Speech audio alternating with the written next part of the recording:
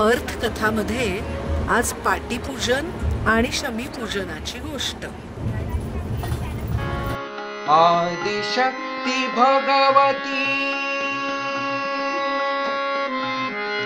आदिशक्ती भगवती जननी तू हे माते।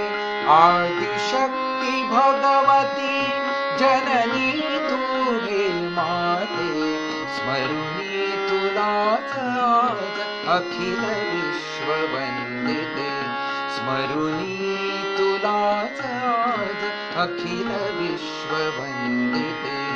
आदिशक्ती भगवती। नमस्कार। विजयादशमी निमित्त अर्थात दसऱ्यानिमित्त सर्वांना मनपूर्वक शुभेच्छा आणि नमस्कार।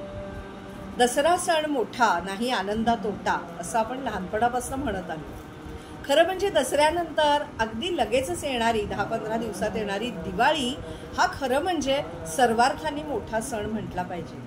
दिवाळीमध्ये फराळाची, संपत्तीची, लक्ष्मीपूजनाची, फटाक्यांची, नवीन नवीन वस्त्रप्रावरणांची रेलचेल असते। मग असं असलं तरी दसरा हा सण आपण मोठा आणि नाही आनंदा तोटा असं का म्हणत असू हा प्रश्न मला नेहमी पडायचा। आणि मग थोडंसं मोठं झाल्यावर मला माझ्या या प्रश्नाचं उत्तर मिळालं। ते असं की शाळेमध्ये असताना आपण विजयादशमीला जरी सुट्टी असली तरी आदल्या दिवशी शाळेमध्ये बाई आपल्याकडून पाटीची पूजा करून घेत असत। शारदेची, बुद्धीची, सरस्वतीची केलेली उपासना ही लक्ष्मीच्या उपासनेपेक्षा आपला मराठी समाज अर्थातच पहिल्यापासून अतिशय मोठी मानत आलेला आहे। म्हणून दसरा सण मोठा नाही आनंदा तोटा असं म्हणण्याची पद्धत पडली असेल। मला असं वाटतं, तुमचं काय मत आहे हे कमेंट बॉक्समध्ये तुम्ही नक्की कळवा। विजयादशमीसाठी हा व्हिडिओ करत असताना आम्ही सर्वप्रथम एक आकड्याची सरस्वती एका छान कागदावर काढून त्याची पूजा केली। शाळेतले दिवस आठवले ना? विजयादशमीला म्हणजे दसऱ्याला जरी आपल्याला सुट्टी असली तरी आदल्या दिवशी आवर्जून पाटीवर ही एक आकड्याची सरस्वती आपण काढायचो आणि शाळेमध्ये जाऊन त्याची पूजा करायचो। दसऱ्याच्या दिवशी त्या पाटीवर आई सोनं ठेवायची, साखर ठेवायची आणि आपण शारदेला, सरस्वती यंत्राला नमस्कार करायचो। एकदा पुरोंडीला परशुराम स्थानी गेलेली असताना मला एक सद्गृहस्थ भेटले। त्यांनी या एक आकड्याच्या सरस्वतीचं यंत्राचा उद्भव कसा झाला याबद्दलची एक कथा मला सांगितली। अर्थात ही कथा त्यांनी सांगताना कुठलाही पुराणातला किंवा ग्रंथाचा आधार जरी दिला नसला तरी ती कथा मला इंटरेस्टिंग वाटली, म्हणून मी अर्थकथासाठी ही कथा आज सगळ्यांना सांगावी असं ठरवलं। ती कथा अशी की ज्या वेळेला परशुरामानी त्याच्या हातातल्या परशुनी रेणुका मातेचा वध केला तेव्हा अत्यंत दुःखी, विमनस्क आणि वाईट अवस्थेमध्ये परशुराम धरणीवर अंग टाकून झोपलेले होते। शेजारीच त्यांची पत्नी, जिचं नाव धारिणी, ती बसून आपल्या पतीचे पाय चेपत होती।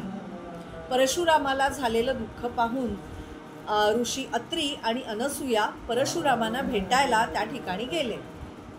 त्यावेळेला त्यांना परशुरामाचं दुःख पाहवलं नाही। त्यांचा संवाद ऐकत असताना धारिणी आपल्या एका हाताने मातीमध्ये काही चित्र रेखाटत होती। अत्री आणि अनसूया हे ऋषी दाम्पत्य निघून गेल्यावर परशुरामाचं लक्ष आपल्या पत्नीने रेखाटलेल्या चित्राकडे गेलं। ते चित्र म्हणजे ही एक आकड्याची सरस्वती होती अशी गोष्ट मला बुरोंडीला त्या सद्गृहस्थांनी सांगितली। ती आज मी तुमच्यासाठी शेअर केली। ही अर्थकथाची सुरुवात होऊन काही महिनेच झालेले आहे, पण तुम्ही देत असलेला रिस्पॉन्स, तुम्ही देत असलेल्या प्रतिक्रिया, तुम्ही करत असलेल्या कॉमेंट्स, तुमचे येणारे फोन यामुळे आमचा आनंद आणि उत्साह खरोखरच शतगुणित झालेला आहे। आणि ह्या अर्थकथाच्या निमित्ताने आज आम्ही बुद्धीच्या देवीची अर्थात सरस्वतीची उपासना केली। एक आकड्याची सरस्वती आपण शाळेत काढत असू, त्या सरस्वतीचं पूजन करूनच मग आज मी हा व्हिडिओ करायला सुरुवात केलेली आहे।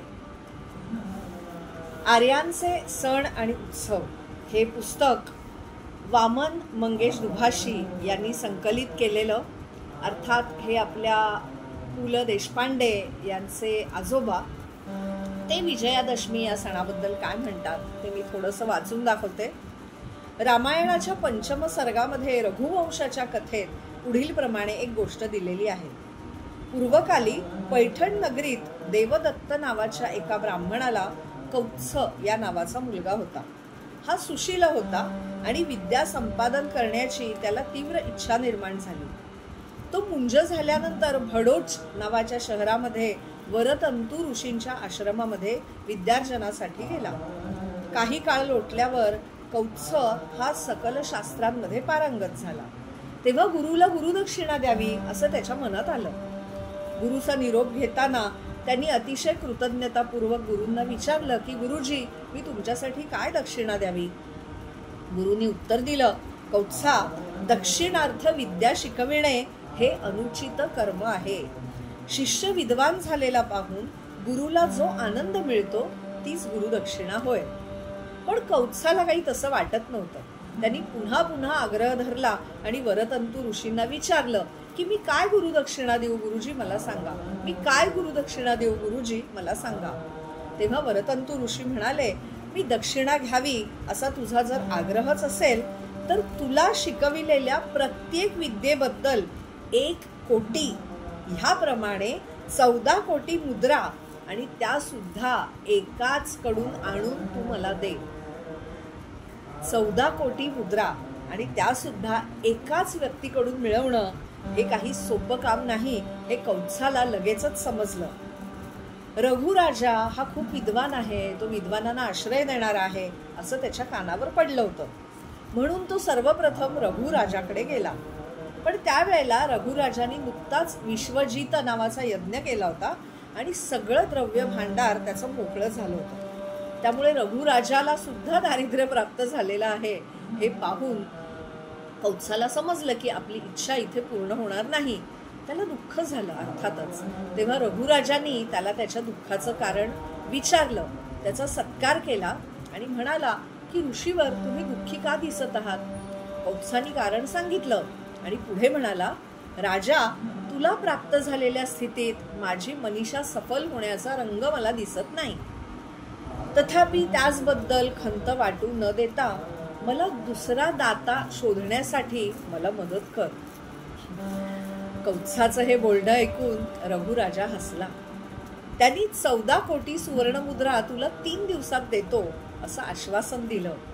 त्याला घरी ठेवून घेतलं आणि मग आपली थकलेली बाकी वसूल करण्यासाठी रघुराजांनी, जो अत्यंत पराक्रमी होता, त्यांनी साक्षात इंद्रावर स्वारी केली.